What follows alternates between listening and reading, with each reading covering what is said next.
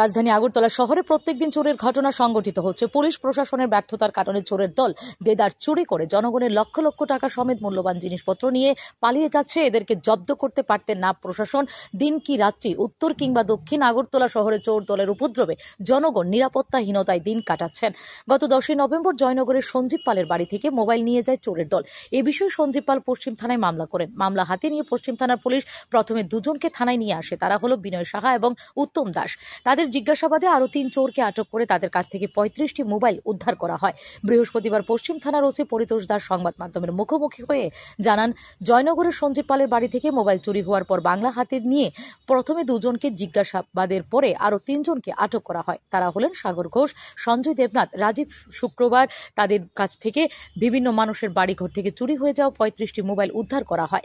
বৃহস্পতিবার রিমান্ডের আবেদন জানিয়ে 5 জনকে আদালতে তোলা হবে। পাশাপাশি তিনি আরো বলেন, যে সমস্ত মোবাইলগুলো উদ্ধার করা হয়েছে 10 জন মোবাইল মালিকের পরিচয় পাওয়া গেছে। বাকিদের সাথে যোগাযোগ করে মোবাইলগুলো তাদের হাতে তুলে দেওয়া হবে বলে জানান।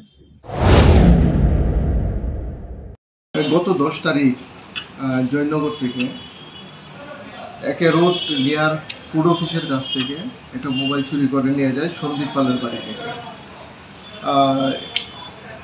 একটা রিটেন কমপ্লেনের ভিত্তিতে আমরা কেস রেজিস্টার করি এবং আমরা তদন্তে নেমে 2 জনকে আমরা আটক করি। বিনয় সাহা এবং মিঠুন দাসকে নামে 2 জনকে আটক করে এবং তাদের কাছ থেকে আমরা 3টা মোবাইল উদ্ধার করতে সক্ষম হয়েছি। পরবর্তী সময় তাদের ইন্টারোগেশন করে আমরা আরও 3 জনকে আটক করি এবং তাদের জিজ্ঞাসাবাদে বাকি টোটাল আমরা 35টি মোবাইল আমরা উদ্ধার করি। এই মোবাইলগুলি তারা বিভিন্ন সময় বিভিন্ন জায়গা থেকে চুরি করেছিল এবং তারা কোনো এই মোবাইলের কোনো কাগজপত্র আমাদের কাছে প্রডিউস করতে পারেনি।